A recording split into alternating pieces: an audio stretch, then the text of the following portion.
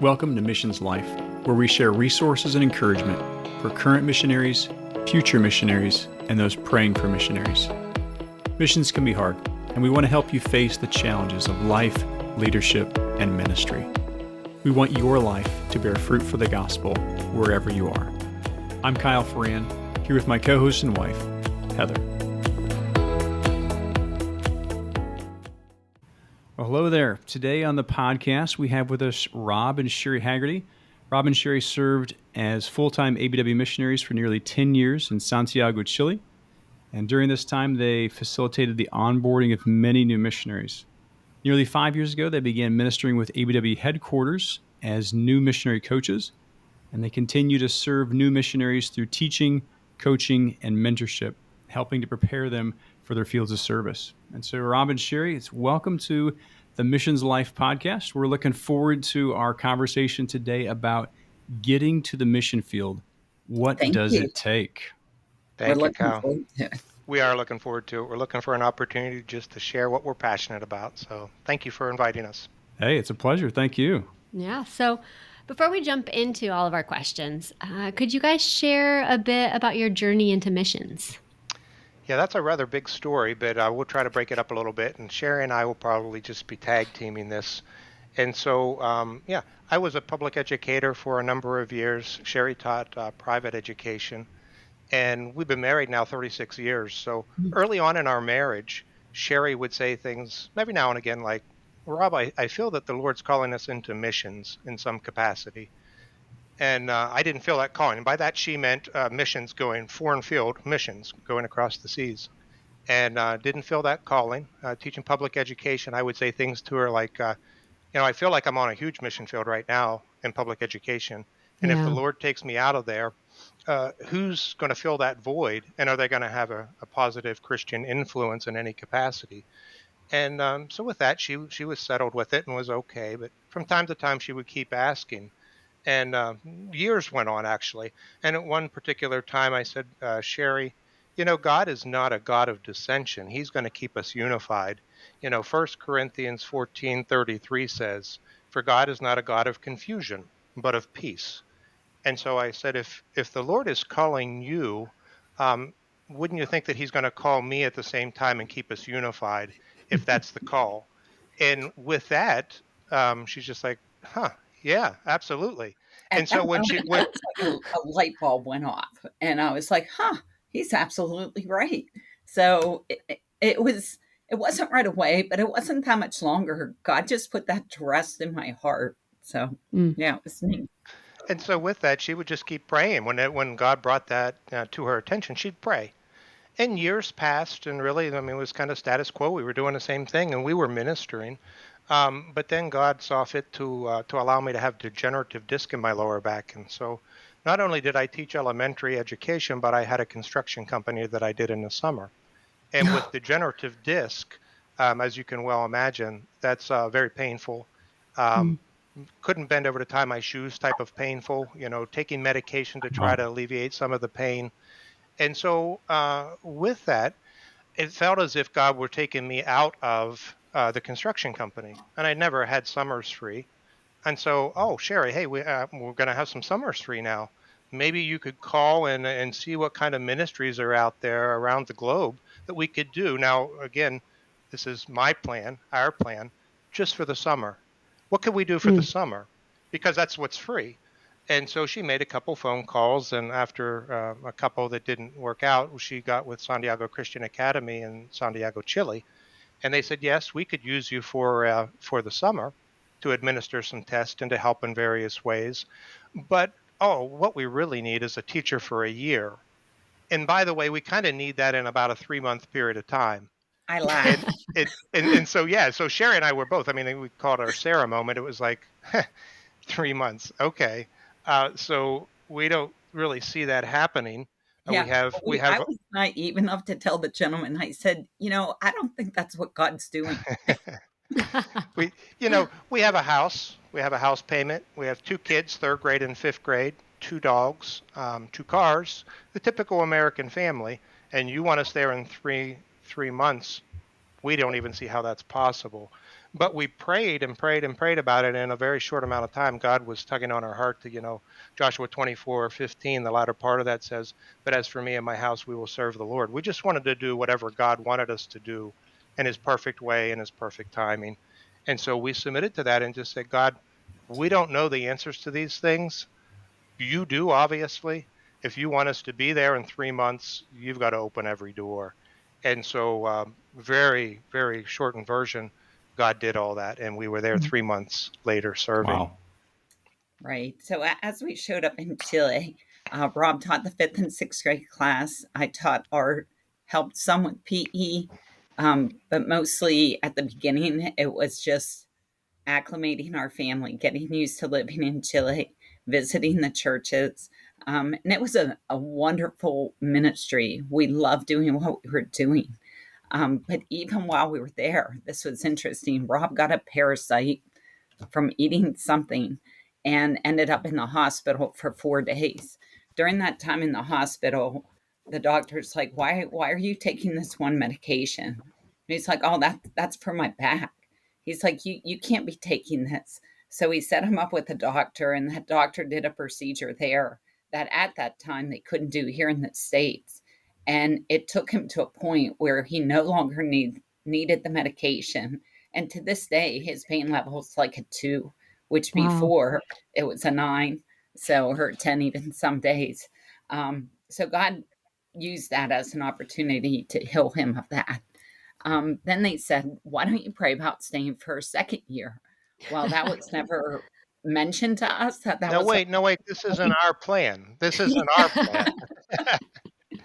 but we prayed and we saw God work so clearly when we had to go show up that 1st year, that as we prayed about that 2nd year, God was just silent. We saw no, even though we loved the ministry, we loved the missionaries we were working with, we loved the people, the culture, we saw there was a great need. And really, that was confusing to us. We wondered why God didn't answer that prayer. But with that said, we already had our tickets to return home. So we did. And that very week we returned home, my stepfather fell and broke his hip, which ended up leading to him getting diagnosed with Lou Gehrig's disease. Mm. God allowed us to be home for that process till he was called home to be with the Lord. Then we returned in July. That was right away. Then the following February, my sister's husband ended up having surgery. And during his surgery, he never came off the table. So again, God allowed us to be home to help us through those difficult times with our families. And I thank him for that. Mm.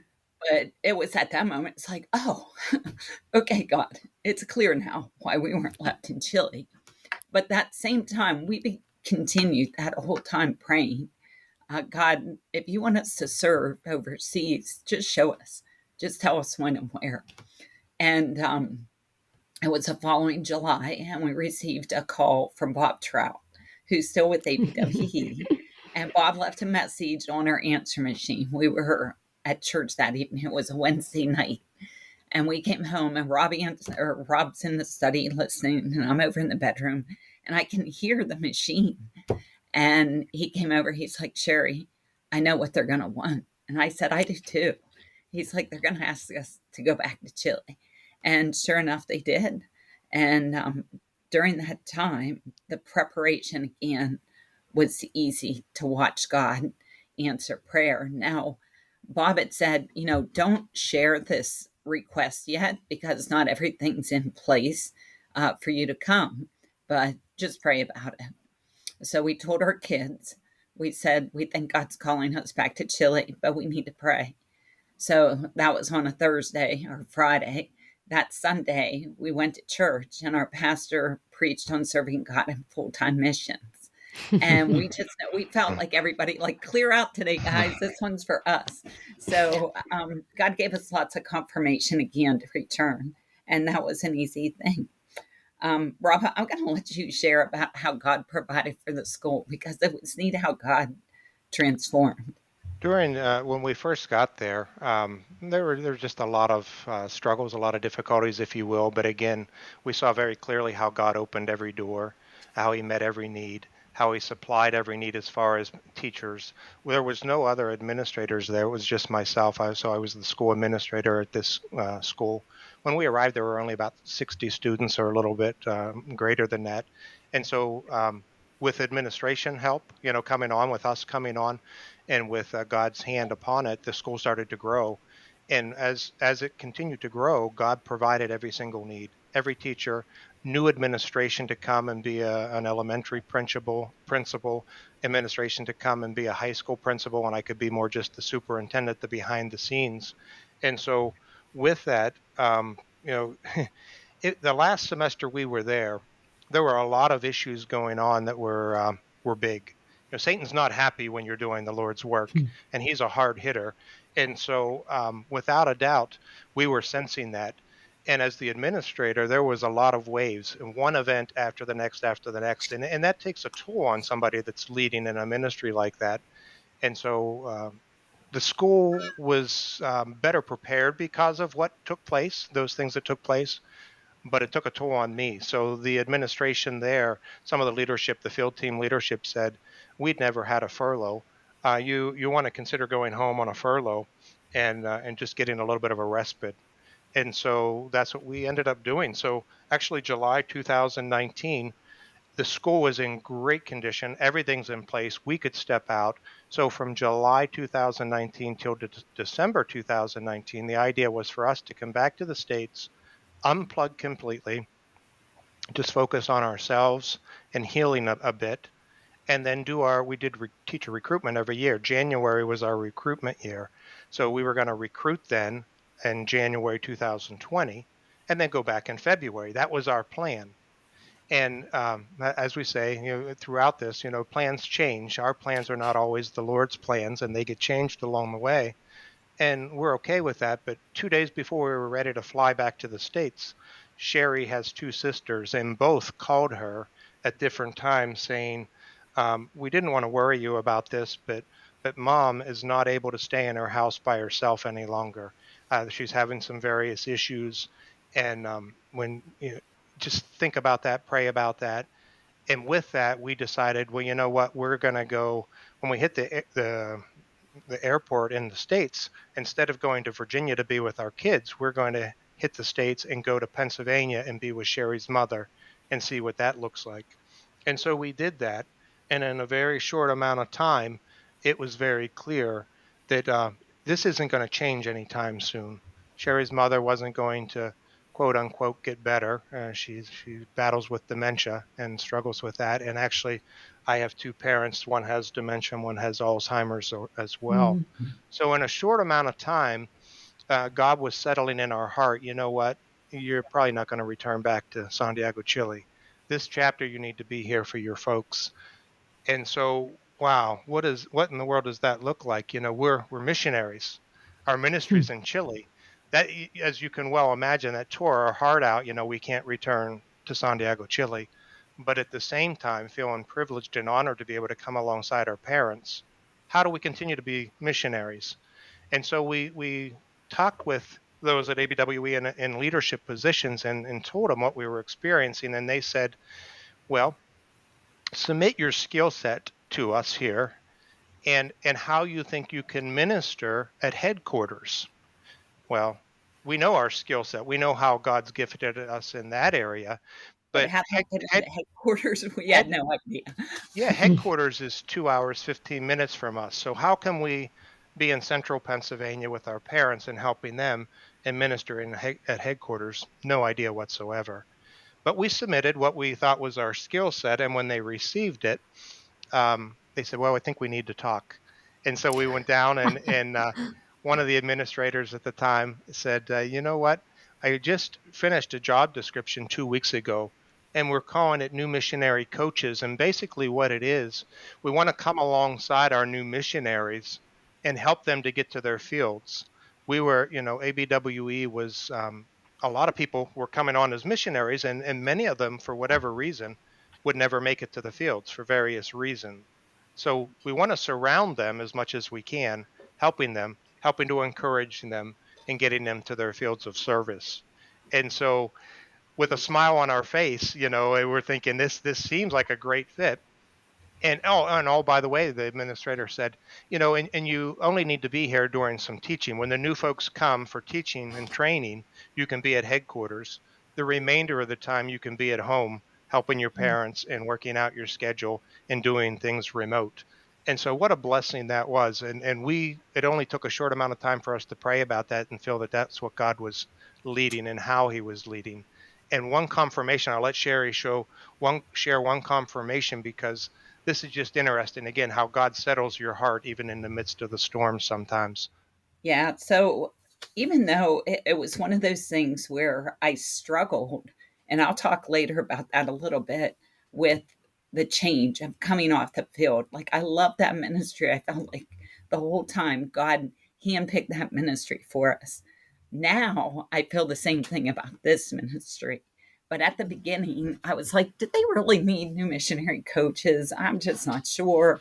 I mean, God, are you really wanting us to do this? And my very first, we were still on pre-field. So there was a little period of a transition into the new missionary coach. And during this transition, I get my first phone call from one of the new missionaries on pre-field. And I kid you not, I said, "Hi, how you doing? How can I help?" And she goes, "Well, I'm just calling to find out, when do I quit?" And wow. it kind of took me back a step. I'm like, did she really just say that? And we began talking. I said, tell me about your call. What did God do to make you think you're supposed to go to the mission field to begin with? And as she shared, you could just hear God taking that anxious thought she had and just giving her peace. And I told her, I said, if God's closing the door, you're not going to have to call me and ask, when do I quit? I said, you'll know. And I said, let's just keep praying and see what God does. And 4 months later, she called me. She's like, "Hey, I'm heading to the field. Everything's lined up." So God knew I needed that. Maybe she needed it too. But I thank the Lord for that confirmation. Yeah, that's really good. Thanks for sharing that. So as we dive into some of these questions here, for the interview, we're going to use the term pre-field ministry to describe the time of preparation for a missionary goes to their country where they're going to serve. I know some different organizations use different terms, so just I wanted to clarify that term there.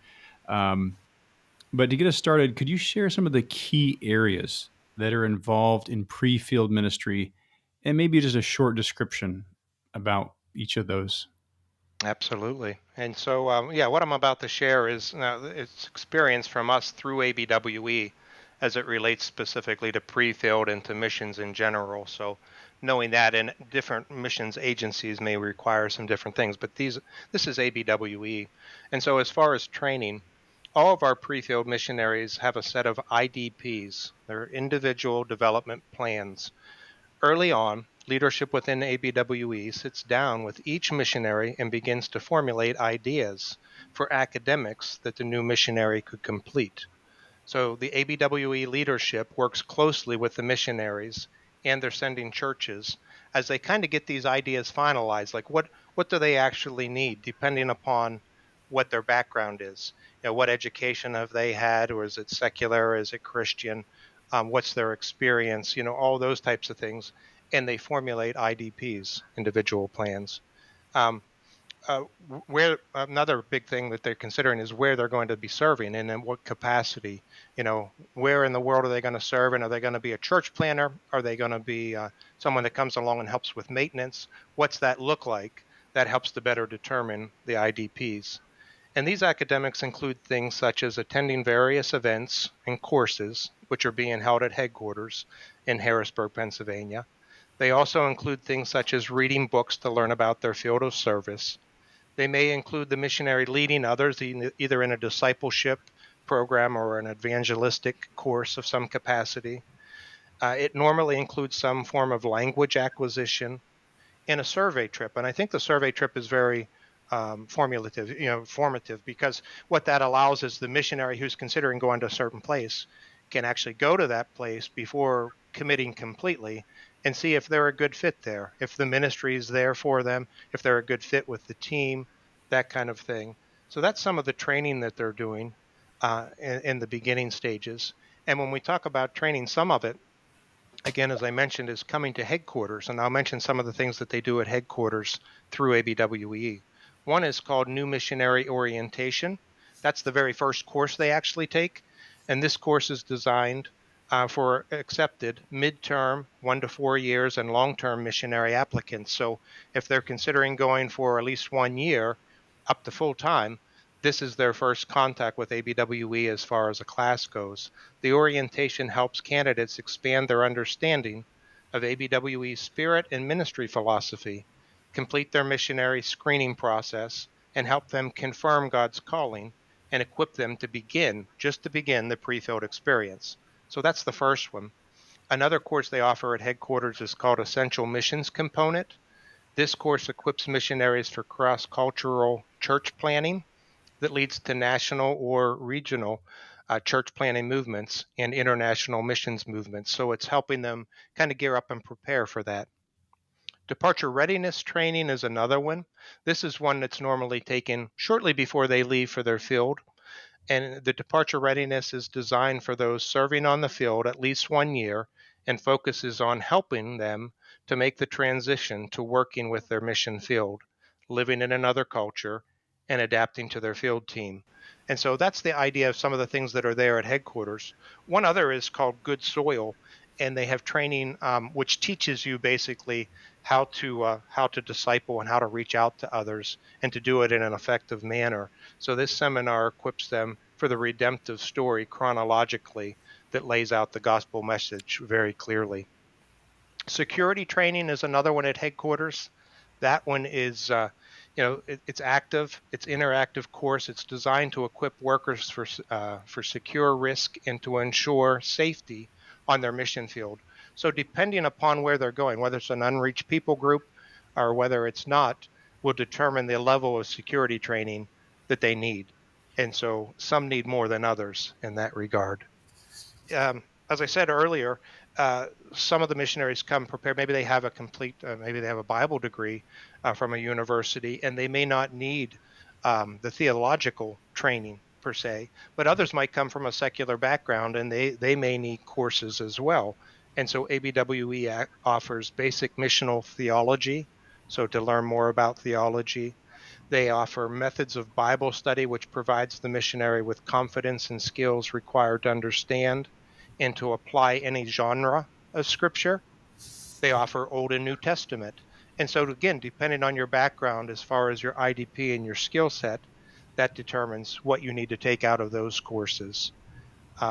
One of the other things I wanted to talk about as far as preparation goes is partnership raising. When you're doing partnership raising, and not all missionaries have that. And I think, Heather, I believe you may end up talking about that a little bit more detail, and we'll talk about that to come. But not all missionaries have to raise their own support, but ABWE does. So what does that look like? Well, we're required to raise monthly support as well as O&P. And let me explain what that basically is. So monthly support is those everyday expenses that you have, whether you're on the field or you're in the States. So what does that look like? How do you pay your rent, your utilities, your food, your gas, that kind of a thing? You need to have monies for that, and folks need to come alongside in partnership with you and help supply that. Many don't realize this. Missionaries also need to raise monthly funds to help pay for their insurance. They have to pay for their retirement. They have to pay for their Social Security, their ministry expenses, their furlough, their travel expenses. These are all things. So ABWE works to get a monthly figure, if you will, that you need to raise before you go to the field so that you can accommodate all that, so you can pay all those things. And then a second thing you need to raise as an ABWE missionary is called O&P, outfit and passage. And these funds are just raised one time, and they allow the missionary to do things such as take their personal items. If they're going to take personal items from their home in the States to their field of service, are they going to transport them How do we get set up for a home?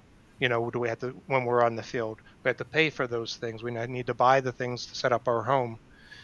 Purchase a car. We need to purchase a car when we get there. What's transportation look like? And so you raise those funds in addition to your monthly funds that allow you, when you get to the field, to get set up and be ready to go. So ABWE does a fabulous job with that. They don't allow people to go to the field until those things are in place. So you don't get there and have to scratch your head and think, where is this money coming from? It's in place. Yeah, it was a key reason we actually went with ABWE was that they set that requirement, and it's a very important one. Absolutely.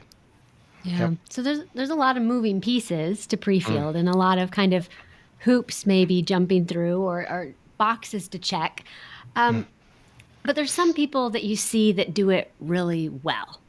What kind of sets these people apart from others that might struggle through the pre-field process? I think one of the main things that you see is just a clear call. They're not questioning God.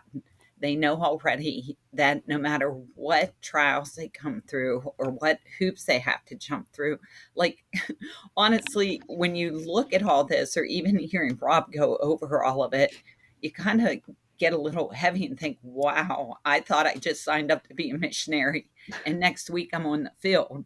I was naive enough to think I'd be there in a year, not realizing I had a year of language school. So there's several things that have to happen, but understanding this is where God's called me. So where he's called me, he's going to provide. And you just take those steps going forward. So the ones that understand that clearly, you see them moving along quickly. Also, those willing to take advice or from their pastors or from their church leaders through ABWE, as long as they're willing to take those just inputs to add this to your ministry, you see those people move along quickly too. We like to do a lot of 4x4s with our missionaries that just want some extra accountability. So we'll be like, okay, let's talk about this. This is where our coaching comes in. What's going to happen next? What do you need to do to accomplish this? So once they decide on 4 key areas, we'll either meet with them next week or next month and just see like, okay, how do we do on that? Where are we at? So that helps as well. Super important part of the whole ministry at the whole time you're on the field is building that prayer team. The prayer team is substantial and the connection with your church is substantial. That's another big part. If you have a senior pastor or a missions pastor, somebody in your church, it could even be an individual, but somebody that comes alongside you, helping you to facilitate the prayer team, the different steps that need to take place, contacting other churches, those are very important and helpful in helping the missionary get to the field. And then just putting forth your best effort, knowing that, okay, I need days to rest, but then I need to get back up and keep doing it.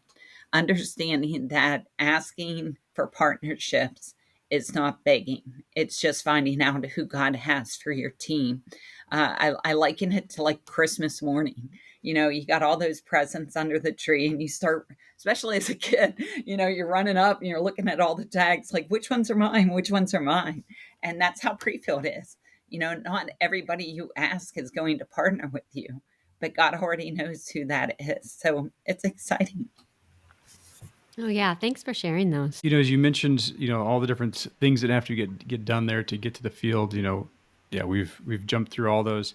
But what are some of those hurdles? Why some missionaries never really make it to the field? You kind of touched on some of that. I think one of those you mentioned there would just be calling. Not having a clear calling would be one that, little problems become really, really big problems when you don't have really clear calling there. But what are some other ones that people may face there? Well, I think we touched upon it a little bit earlier where I said Satan is alive and well, and without a doubt, that's the case. And so I think some missionaries maybe go into the process of missions not realizing that it's going to be a hard journey. It's not going to be an easy journey. When you're on the front line, so to speak, of ministry, you're going to take some hits from time to time. First Peter 5:8 says, "Be alert and of sober mind. Your enemy, the devil, prowls around like a roaring lion, looking for someone to devour."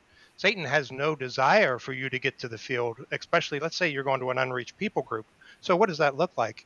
That can affect your family, that can affect your health, that can affect um, just doubts in your mind. There's a lot of ways that can hit, but that's a really big one. That can actually hinder folks from getting to the field, or actually completely cripple them if they're not Mm, surrounded by, and I emphasize that word, if they're not surrounded by a team of folks that come alongside and are praying and are helping them through that journey.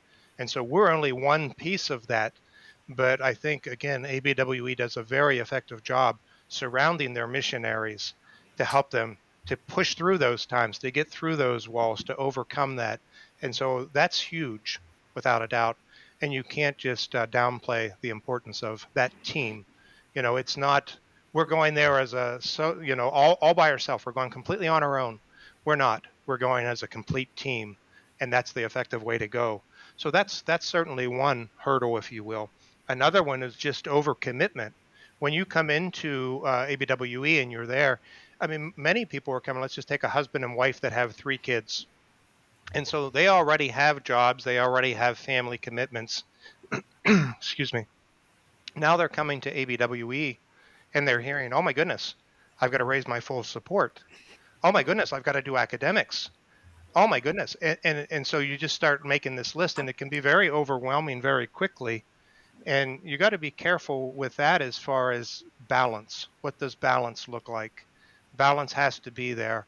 You dare not try to set your own agenda and push through everything on your own time schedule to get to the field, only to find out you're burnt out, or you've affected your family substantially. They now despise missions. They don't want to even be there because of everything they've been through. So it's a balance. And so finding that balance, taking suggestions from people that have maybe walked that before, that's huge, because burnout is a very real possibility for sure. And not being your own player. Not, what I mean by that is not thinking I'm the sole survivor. I'm the only one that can do this. I'm going to go here and I'm going to serve. It's my own agenda. It's my own efforts. You can't be that. You've got to be a team player. You've got to be in there for the kingdom's sake and not your own sake. And then you've got to be willing to hear advice along the way and understand that my agenda is not necessarily, and my timing is not necessarily the same as God's.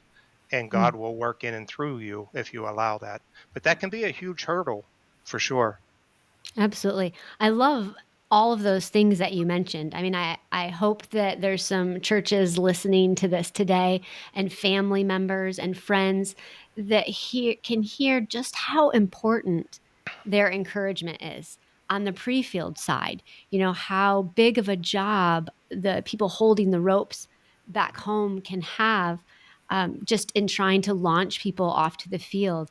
And then thank you for talking about the burnout on that side. I mean, we Mm. can really burn out before we even get there, and I don't think many people talk about that. The pressures, as soon as you kind of sign on the dotted line, everybody starts asking you, when are you going to go? When are you going to go? When you get, like, oh my goodness, Or we that's even heard, "Oh, are you back already?" oh no. "We haven't left yet." Yeah, it starts to get really, you start to feel a lot of pressure to get there quickly and get everything done, or that maybe you're wasting time, or maybe, this isn't what God has for you. That idea of just taking it at God's pace, not our own pace, and not dragging our family along behind us. And by the time we get to the field, they're already checked out. It can have a lot of lasting effects even on the kids, how this process of pre-field goes and how they view getting to the mission field. I think God teaches us a lot about ourselves and also grows our faith in Him during that time. You think about all the people that God used in throughout history, and so many times he would have them in the wilderness. So there may be some hard times there, but he's developing us. And one of the ones that God really challenged me and grew me a lot in is just resting in his sovereignty. And Mm. we had on our fridge Isaiah 46:9-11, and just constantly reminded us, it says, remember the former things of old, for I am God, there is no other. I am God, and there is none like me, declaring the end from the beginning, and from ancient times things not yet done, saying, my counsel shall stand, and I will accomplish all my purpose. Calling a bird of prey from the east, the man of my counsel from a far country. I've spoken, I will bring it to pass. I've purposed it, and I will do it. And just that constant reminder that, you know what, in the day, hour, and minute that God wants us to get to the field, we're going to get there. Absolutely. And we need to work hard, but we need to trust that he's going to get us there. And that really, our head theology and our heart theology are sometimes very, very different. And God really wants to work that head theology down into our hearts. And pre-field is a great way to do that. Yeah, absolutely. Yeah. Hmm. So one of the key parts that we kind of just touched on is raising the financial support necessary to go, finding those people that want to come alongside and partner with you. And there's some mission agencies out there where you don't have to personally raise the support. It's kind of provided through the agency. But then you have agencies like our own, like ABWE, where we're responsible as the missionaries to go out and find those financial partners. That might be seen as a harder route. Why would someone choose this route? What are the benefits of raising financial partners? Well, as we already mentioned, God already has those partners lined up for us, and that we just get to be a part of finding it out. Philippians 4:17 says, not because I desire a gift, but I desire fruit that may abound to your account. That's an exciting opportunity. You're getting to bring somebody along in the ministry. I just read this the other day. It was just from an article. Actually, it was one that ABWE had put out, but it said a call to serve on the supply line rather than the front line is still a call to the same effort. You know, I think as a missionary, sometimes you think, oh, I gotta get this sponsorship or different people to come along in partnership. But you have to remember that's their call too, to come alongside, and that ministry is their ministry. So it's not just your ministry. You have a team of people coming alongside. So it's finding out who they are and getting that support. You're growing the ministry on the state side. And that's pretty exciting. The missionary also has the opportunity to make some lifelong friends, and that can look really different. Some of those friends, you've had the opportunity to lead them to Christ. Quite exciting that you get to help grow the kingdom. Some of those people will even hear the call to come to ministry through you sharing and through things you've done. I recently had a meeting with one of our short termers, and I found out she went to Lancaster Bible College. I said, oh, we used to recruit there when we were on pre-field or when we were on recruiting time for the schools.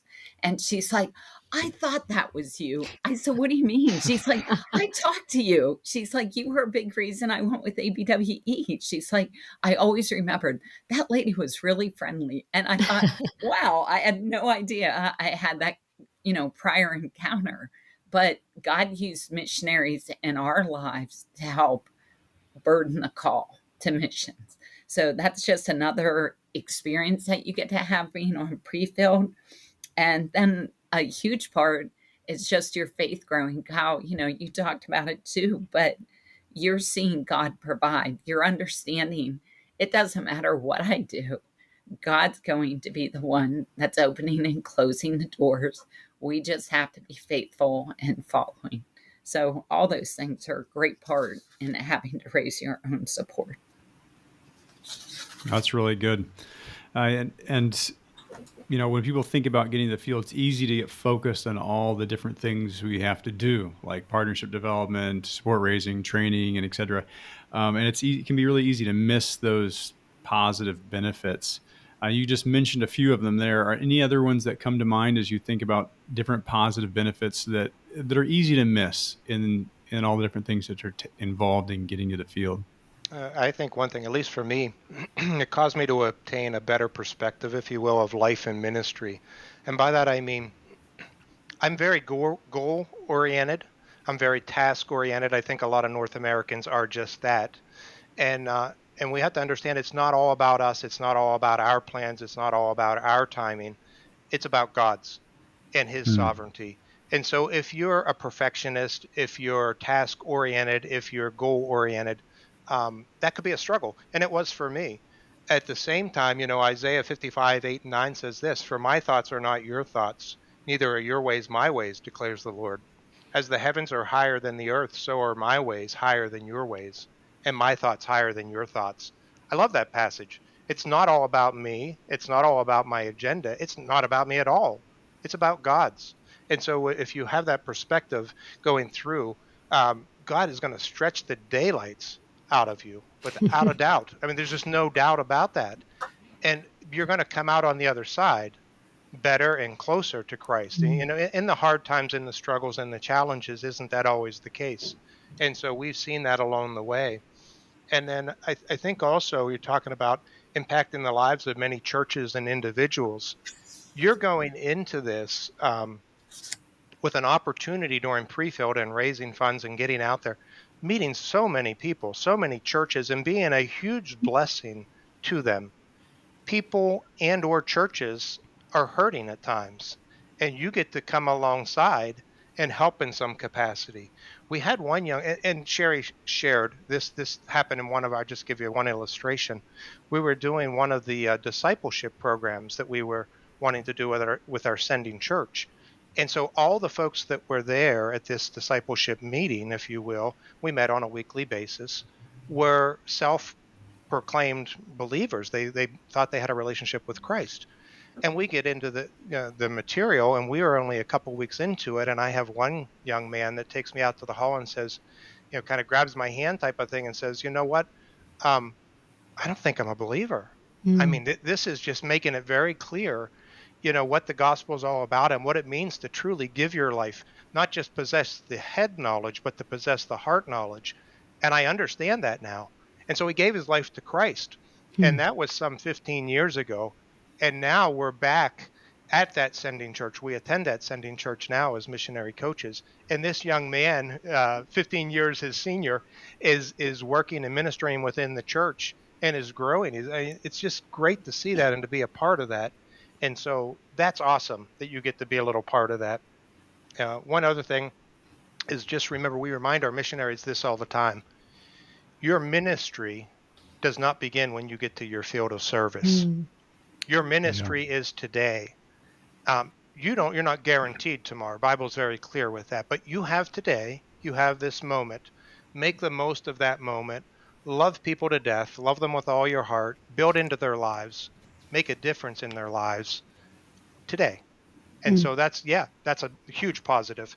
And also one of the changes they talk about, changing me drastically. Going to South America was another one of those things that just changed me drastically, as far as being a planner and an organizer and being very task oriented. And then you get to an environment like that where it's flipped completely on its head.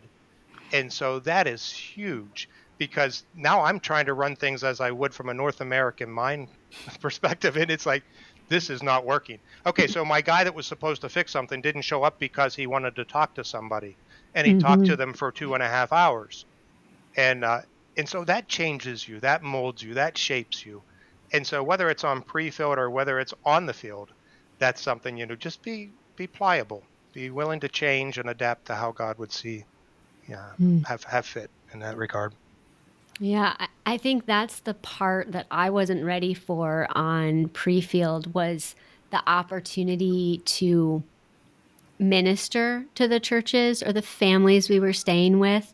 We were on pre-field for 3 years? 3.5 years. So a while. Wow. We right during an economic downturn in America, so it took a little bit longer.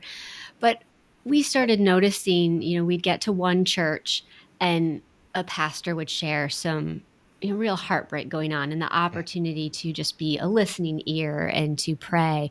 Or we'd be staying with a family that was really struggling with something, and the opportunity to be there and encourage and pray. And this just kept happening over and over.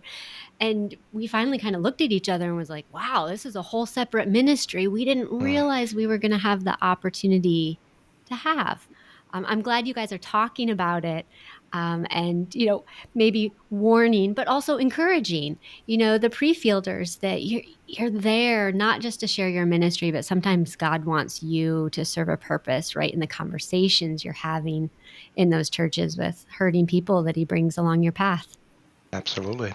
And it was, it was just a small thing, but even just the title, pre-field ministry, was just a continual reminder of this isn't just pre-field; it's pre-field ministry, and just that reminder to keep you focused on the fact that you are there doing ministry right then and there where God has you. I can tell you, just as a missionary on the field, with overseeing Western Europe, we get to hear all the reports of the pre-fielders all heading to the region. And it keeps us encouraged and the missionaries encouraged when they're hearing stories of pre-fielders enjoying the process, out there championing for the ministries in the field and the things God's doing around the world, when they're leading people to the Lord before they're even getting to the field. I mean, us missionaries, we talk about it and we're cheering them on, but they really encourage our hearts too. And I don't think we say that enough. The journey doesn't start when you get to the field. Yeah, absolutely. It starts when you say yes. Without a doubt. You have to keep saying yes, but but it does start there. Right.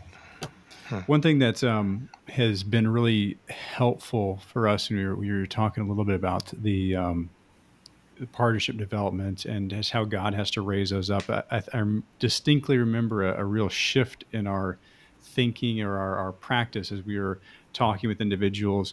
And when we first started off, we were challenged to kind of just not through ABW, but through another organization to do more of a direct ask for people to partner. And honestly, in our area of the country, it did not work well. We weren't around a lot of business people or anything. But what shifted, though, was to do an ask to say, hey, would you be willing to pray about partnering with us either through finances or regular prayer? And then just leaving it with them and say, okay, yeah. And people they would say, hey, we'll pray about that. And then following up with, hey, in a week or two, when can I get back with you to see how the Lord has led you? And that just took all the pressure off of us, and it took it off of them as well, because they were just being led by the Holy Spirit. And that's all we were asking them to be done, to have done. And that really, really helped us to be able to be more free to ask, but also for them to be able to just be led by the God to partner if he led them to do that or not. So that was just a really helpful thing that was in support raising for us to be able to do that more. Kyle, I would add to that, and I think you're absolutely right, without a doubt, and we share this with folks as well. It's like presenting the gospel to somebody. We don't have to feel that we have to twist their arm to accept Christ. That's not our job. Our job is to share. We want to share the gospel, but it's not our job to lead them to Christ. The Holy Spirit will do a work in and through them and lead them in that aspect. Our hands are off in that way. We've done our job. Now it's up to the Holy Spirit. And so it's the same with partnership raising. Yeah. And that can just help take some of that fear away for people as they're sharing their ministry like that, to be able to be bold in it, but just leave it in God's hands. Right. So, absolutely. One of the common threads of raising support, partnership development, is the ability to be able to connect with people and really communicate well. What could people do to better prepare themselves for that connecting and raising support, partnership development? Absolutely. I would say this, first and foremost, if you're considering missions in any capacity, be sure you're a member of a good Bible-believing church. Get involved, become a member, begin serving within the church, begin participating in small groups, really build into people's lives right there within your church that, Lord willing, could be your sending church in the future. Theodore Roosevelt, I love this quote, people don't care how much you know until they know how much you care. You've probably have heard that many, many times. And so begin caring for people, begin building into their lives, and not for an agenda, but just truly care about them, love them with all your heart, build into their lives. And if you end up going into ministry or missions in some capacity, you'll have all those people that are be on your team, whether they're giving financially, whether they're praying, but they'll be there with you through that process. And so I think that's huge. Another aspect is a good book. Betty Barnett has written a book entitled Friend Raising: Building a Missionary Support Team That Lasts. And again, if you think of it in that fashion, that's a great book. We would recommend it for sure. But think of it with not the idea of you going out and forcing people to do something, but just befriending them, getting to know them, building into their lives, and seeing what God does in and through that. That's huge. Well, That's just good. as you shared, Heather, you're ministering unto people the whole time that you never even realized you were going to. Yeah. Yep. Exactly. I give a shout out. So if you know, to Kingdom Come Training, and I don't know if many have heard of Kingdom Come Training, but when our missionaries start out the process of coming to ABWE, we always tell them about this. And it's the vision of Kingdom Come Training is this: it's to just help faithful ministry workers throughout the entire world become fully funded and maintain full funding as a way of life. So just a little bit of background behind Kingdom Come Training. It's an online course that lasts 2 hours a day for 10 days. And at the conclusion of your time with them, you have short, distinct stories that you can share with your brothers and sisters in Christ. People love stories. Christ gave stories all the time in the Bible. So people love to hear a good story. And it allows you to take your ministry, or what your ministry will be, develop short stories, convey it in a way that it's well received. So Kingdom Come Training is another great one. There's also a really great short book that we've referred a lot of people to. It's called God and Elephants: A Worshiper's Guide to Raising Support. It's by Heather Ricks, kind of an unusual name as far as the title of the book. But this book shares views, various ways rather, to tell your stories, kind of like Kingdom Come Training, to tell it in short, distinct stories. And it's a very easy read, but it would give you some background for how can I start preparing for this, should the Lord lead in that direction that I need to raise financial partnership. That's good. Yeah. Those are some great resources. We were able to go through the Kingdom Come Training, and it was very helpful just learning how to tell stories. As I was going through it, you'd listen and you'd be able to share, you'd be able to hear other people telling their stories. And I'd hear people like, man, that was a really bad story. That is exactly how I tell stories.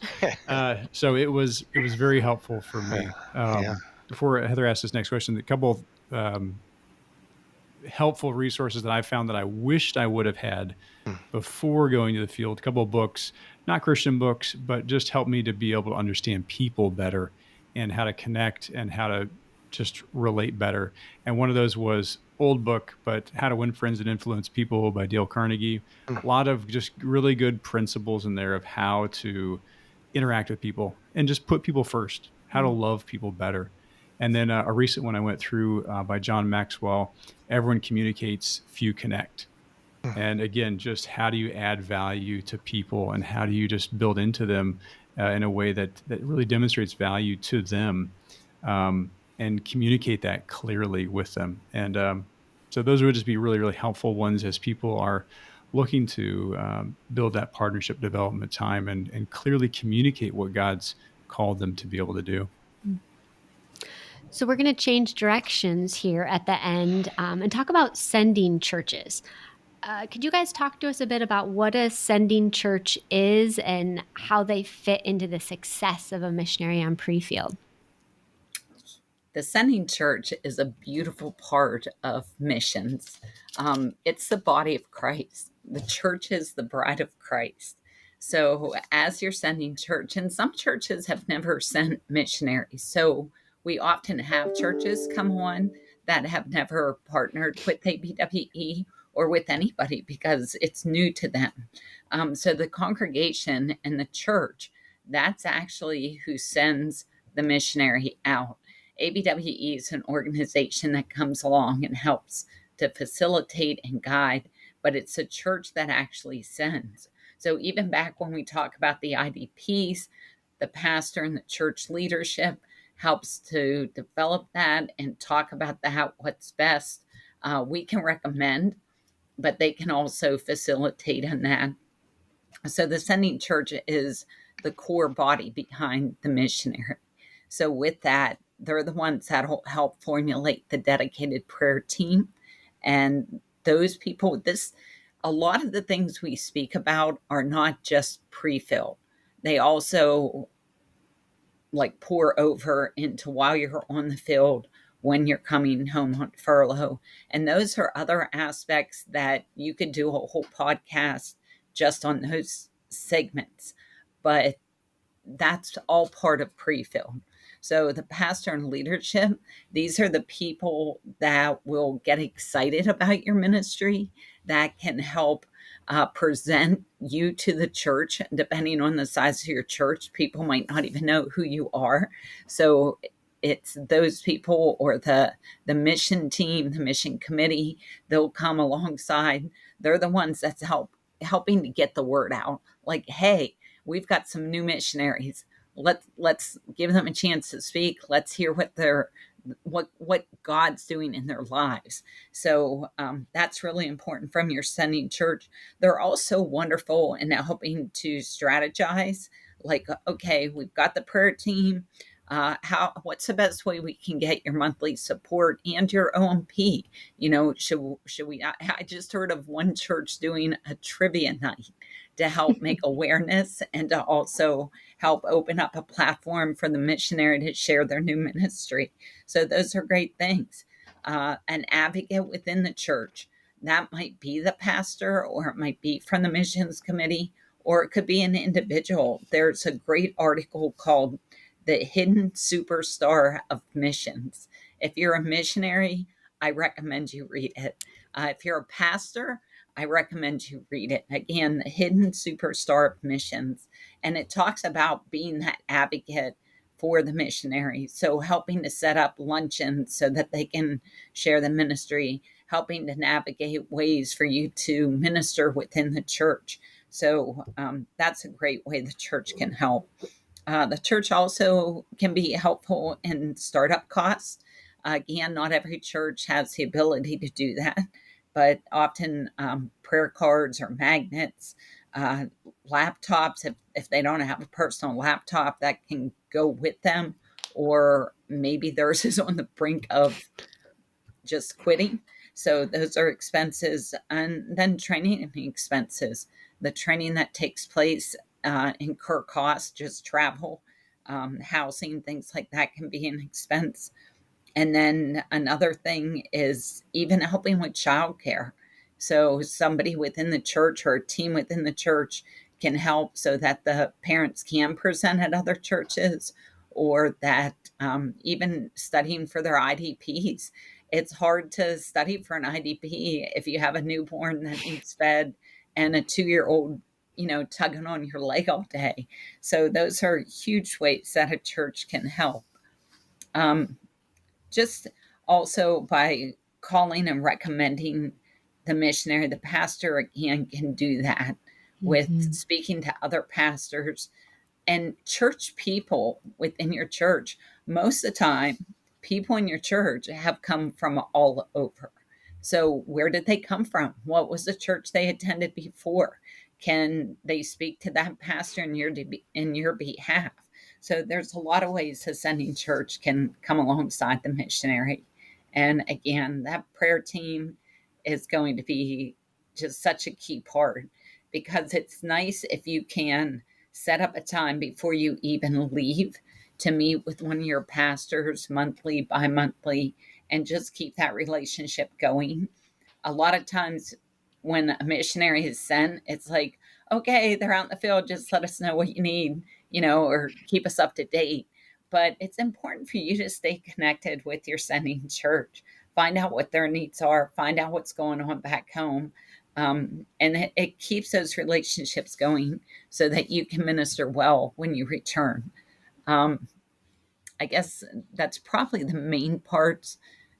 Understanding that you're a team together with your sending church. You're an Mm. extension of the body of Christ, multiplying the church.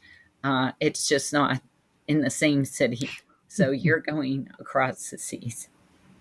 Yeah, that's really good. I've even heard about, as you were talking there, I remember hearing of a church that with their pre-field missionaries, they would have someone go from the church to, as they're visiting other churches, just showing their support. And they may have had younger kids at the time helping with them.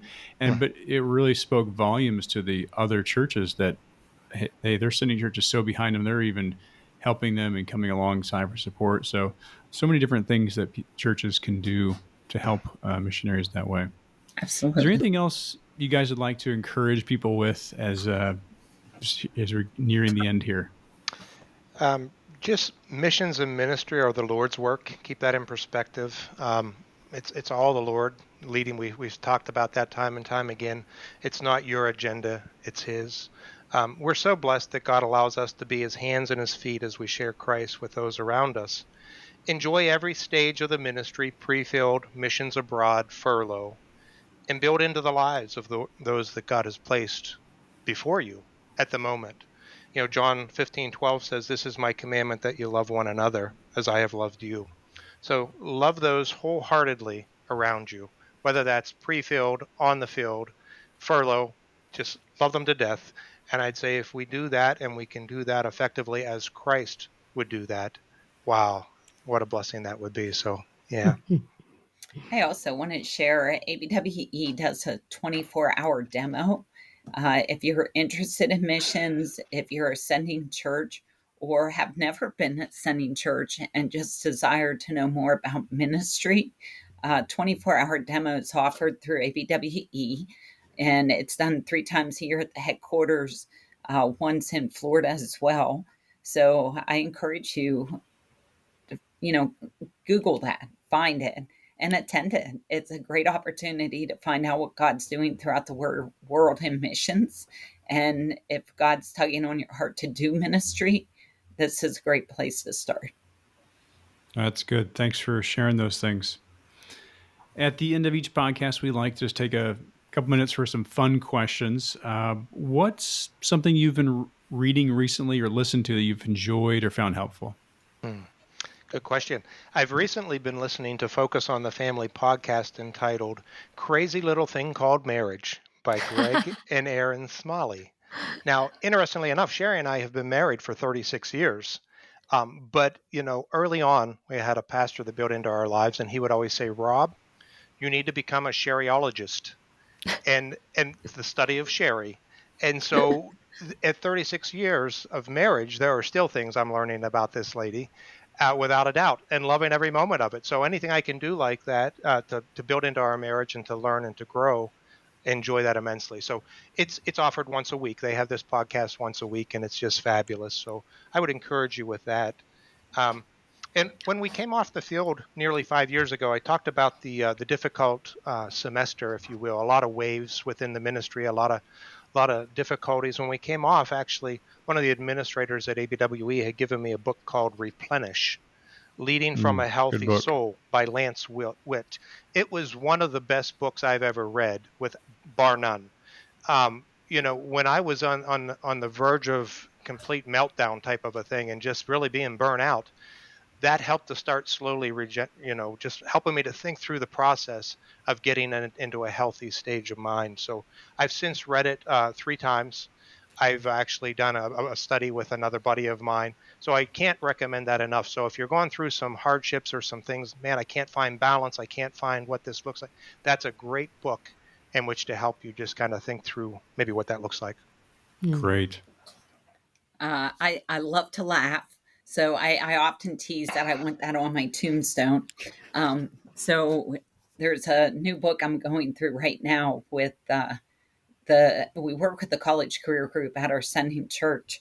And with that, I meet with several girls. And we just started a new series from Bob Goff, Love Does. And the whole preface of the book is just him sharing ways that God works in the lives of people and how he gets to be a part of that. So I've been enjoying that one. I've also done several Kelly Minter studies. I highly recommend that. She had one on Nehemiah, and that one in particular really had a segment that spoke to my heart when I shared about struggling with, leaving one ministry and having to come into another ministry, and even knowing that that's what God was doing. I said, I felt like the grumbling Israelites.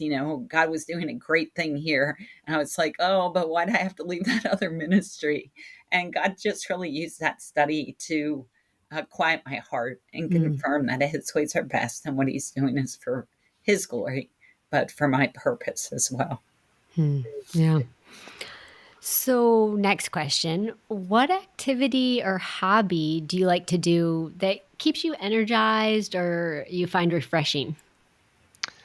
Good question. I'm very introverted by nature, if you will, and everything we do is working with people, ministering with people. I love it to death. I love. Woo-hoo! I am not introverted. Sherry is not that.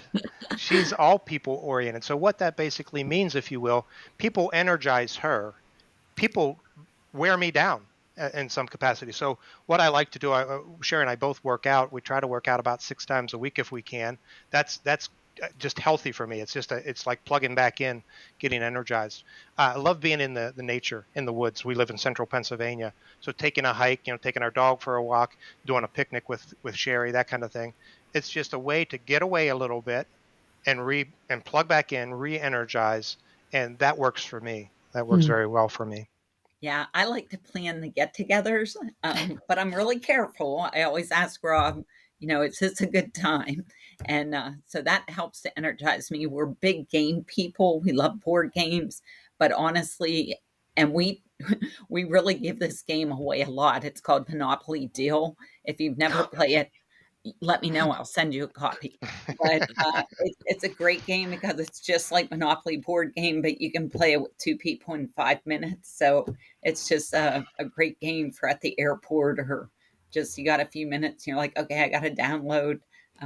That's a good one. So, and of course, our grandson. That's just energizing. They're actually down in Lynchburg area in Virginia, but just that FaceTime. And then when we do get to be together in person, that takes the cake. Nice. Very good. What's a resource, tool, app, life hack that you've found helpful? Yeah, good question. Last year, I found myself. I mean, when you look at your phone and you see how many hours you've been on it per day, and then you consider what was I on there for? Was it just things that I was wasting and kind of surfing through, or was it legit things that were really meaningful in some capacity? And I decided I'm going to get rid of a bunch of things on there and really not surf, and I'm not going to do that kind of thing. I'm going to put a Bible app on it, if you will, read through the Bible in a year. And so I did that last year and was real faithful at doing that. This year I started another one. It's a chronological Bible study in a year and reading through it. And so I'm doing that. So I find that extremely, extremely beneficial. I heard probably about a little over a year, maybe a year and a half ago, year and a couple months ago, about a 5-year journaling log. And I've done journaling throughout my life.